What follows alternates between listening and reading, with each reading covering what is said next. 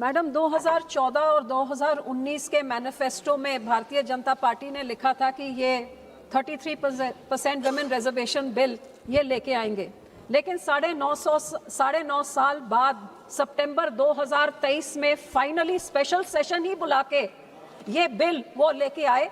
और वो बिल भी जब लेके आए उस टाइम भी मैं आपके द्वारा पूरे देश को बताना चाहूंगी कि ये 33% वुमेन रिजर्वेशन बिल यूनैनिमसली सितंबर 2023 में पास हो गया। जिस तरीके से ये बिल लेके आए थे कि वो सेंसस होगा, डिलिमिटेशन होगी और तब जाके 33% रिजर्वेशन मिलेगा, उस टाइम भी सारे विरोधियों ने कहा था कि आप ये 2024 से 6 महीने पहले आप लेके आ रहे हैं, आप जैसे हैं आप ऐसे पार्लियामेंट में ही भी आप 33% आप रिजर्वेशन आज ऐलान करिए और अगले जनरल इलेक्शन में करिए।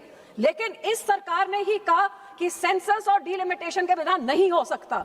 ये 2023 के बाद आज 3 साल हो गए, ना तो इन्होंने सेंसस शुरू किया 21 में, ना शुरू किया 23 में, और अब 26 में आके अब ये ही नया बिल लेके अमेंडमेंट लेके आ रहे कि अब सेंसस की जरूरत नहीं है। जब 23 में बोलते थे, हम लोग बोलते थे कि जरूरत नहीं है, आप ऐसे लागू करते, इन्होंने कहा कि उसकी जरूरत है। आज यही बुलडोज करके कह रहे हैं कि अब नहीं जरूरत है। तो गोल पोस्ट कौन चेंज कर रहा है, नियत किसकी क्या है, ये देश देख रहा है। ये आज इस टाइम इस करके लाया गया है।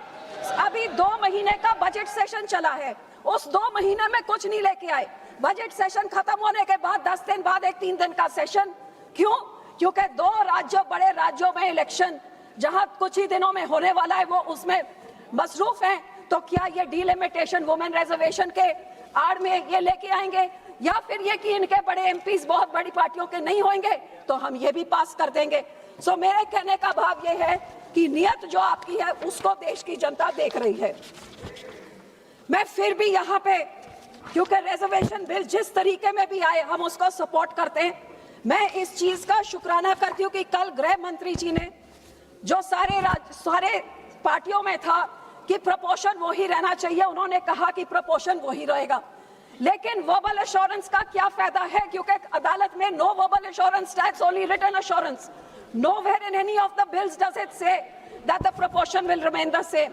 ये 50% जो इन्होंने इंक्रीज किया है, ये कहाँ से फिगर आया, किससे सलाह मशवरा किया, किससे कंसल्टेशन हुई, और 50% क्यों बढ़ाया जा रहा है?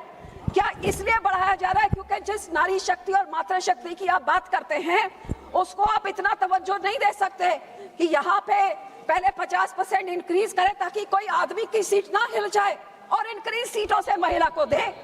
तो मैं तो यही कहती हूँ कि 180 देनी है 545 में से, तो हम ऑलरेडी 74 लेडीज तो है, 100 आदमियों की बात है, अब जैसे है वैसे करिए। 100 आदमी, हम 80 साल रुक सकते हैं रिजर्वेशन के लिए, या क्या चंद साल सेंसस के लिए और डिलिमिटेशन के लिए बंदे नहीं रुक सकते? सो मैं यही आपसे आग्रह करूंगी कि उन्होंने आश्वासन दिया, लेकिन आश्वासन तो हम पंजाबियों को मिला था 86 में कि चंडीगढ़ मिल जाएगा। आश्वासन हमें ये मिला था नोटिफिकेशन कि हमारे बंदी से क्रिया किए जाएंगे। आश्वासन हमें यह भी मिला था कि डीएम रंधावा का जो कत्ल किया है आम आदमी के मंत्री ने, वो सीबीआई को दिया जाएगा। सो वर्बल एश्योरेंस का तो कोई फायदा नहीं, उसको आपने जो लिखा है उसको आप कानूनी बिल में डालिए, क्योंकि बिल ये कहता है, कॉन्स्टिट्यूशन ये कहती है कि जब सेंसस होएगा उसके बाद ही डिलिमिटेशन होएगा। आप ये लेके आना चाहते हैं कि ना तो सेंसस हम बताएंगे कौन सा हो रहा है और डिलिमिटेशन किस हिसाब से होगा, ना वो हम बताएंगे।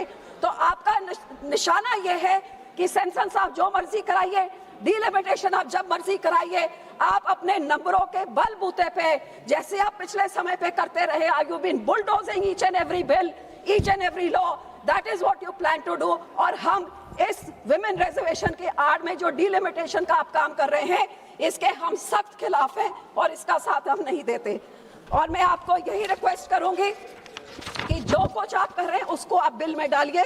कौन सा सेंसस युद्ध होएगा, हाँ हम मानते हैं कि proportion of parliament should increase, but it should be in a transparent manner, not in a manner that divides the nation, not in a manner that disadvantages some nation, because federal democracy means equal representation to all। और ये आपकी नियत क्या है, ये देश की जनता देख रही है। मैं यहाँ पे ये भी कहूंगी कि हर बारी जब भी इलेक्शन आती है तभी औरतों की याद आती है। ये 24 में इलेक्शन थी तो 23 में आ गई, कभी बिहार में कोड ऑफ कंडक्ट लगा है तो महिलाओं के खाते में 10,000 रुपए जा रहे हैं। कभी हमारे राज्य में कहा जाता है 1,000 मिलेगा हर महिला को, तो 4 साल निकल जाते हैं, कुछ नहीं मिलता। 6 महीने रिएक्शन मिल जाते हैं तो एक बार फिर वो बात होती है। कभी कांग्रेस कह देती है घर घर नौकरी मिलेगी।